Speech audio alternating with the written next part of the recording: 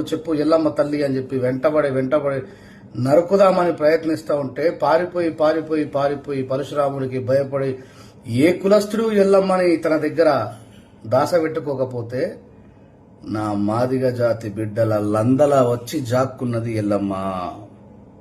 ఇలా మా తోలు తిత్తిని తీసుకుపోయి ఎక్కడైతే నానబెట్టి దాన్ని శుభ్రపరిచి వాయిద్యాన్ని వాయించడం కోసం తయారు చేసే లందల దాక్కున్నది ఎల్లమ్మ. నువ్వు ఈ రోజు నా మాదిగ బిడ్డలను గుడి లోపలికి రావద్దన్నా ఎల్లమ్మని కాపాడిందే ఈ మాదిగ బిడ్డలరా. లొచ్చా నా కొడుకులారా, చరిత్ర తెలుసుకోండి బాడుకోవాలరా. ఇక పోతే మిస్టర్ బండి సంజయ్ అన్న వేరాజు, ఈ మా మాదిగ పూరగాళ్ళు దళిత మోర్చల పని ఈ బతుకులలో నా ఏం మనుషులరా మీరు? ఎంగిలిస్టార్లు ఏరుకొని తినడానికి సిగ్గనిపియారా మీ బతుకులకి? బాబాసాహెబ్ అంబేద్కర్ సెల్ఫ్ రెస్పెక్ట్ బతుకుమన్నారా? ఇక క్రైస్తవులు గమ్మంటే ఎందుకు గారా? ఇప్పుడు ఒక్కడు గుర్తుపెట్టుకొని చూడండి.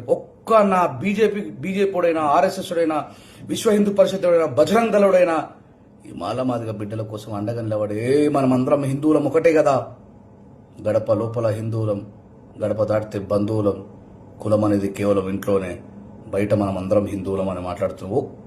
ఒక్కడు కూడా ఆ డిస్క్రిమినేషన్కి, అవివక్షకు గురైనటువంటి ప్రజలకు న్యాయం చేయడం కోసం నిలబడి రాడు.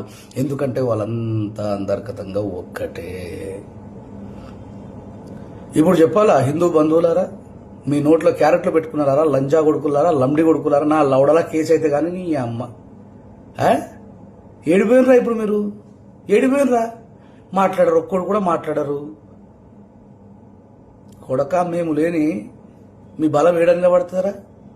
కత్తులు గొడ్డలు పట్టుకొని తుపాకులు పట్టుకొని నరికిన మా వాళ్ళకి బాబాసాహెబ్ అంబేద్కర్ గారు రిజర్వేషన్ ఇచ్చి సోఫాలలో కూర్చుండబెట్టి విద్యా ఉద్యోగాలలో అవకాశాలు కల్పించిన తర్వాత బొర్రలు పిర్రలు పెంచుకొని ఆదివారం రాగానే పిల్లం పిల్లలతోని జల్సాలు చేసి బిర్యానీలు తిని హ్యాపీగా బతుకుతున్నటువంటి గాడిద కొడుకులు మా జాతులలో స్వయంకృత అపరాధం చేత మోసగింపబడుతున్నటువంటి వ్యవస్థ వల్ల మా జాతి నాశనం అయిపోయింది.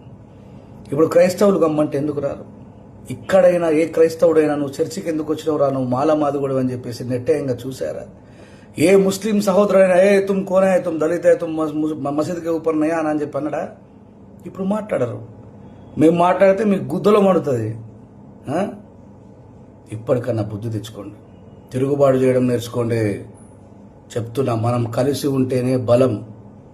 ఏం సాధించలేడు బంధకృష్ణ. తిరిగి ఒక్క పద్మశ్రీ తెచ్చుకున్నాడు. ఎటువా కృష్ణన్న, నువ్వు రా, బండి సంజయ్ని నిలదీ. నీ ఎంపీ నేతృత్వంలో ఉన్నటువంటి పార్లమెంటులో మేము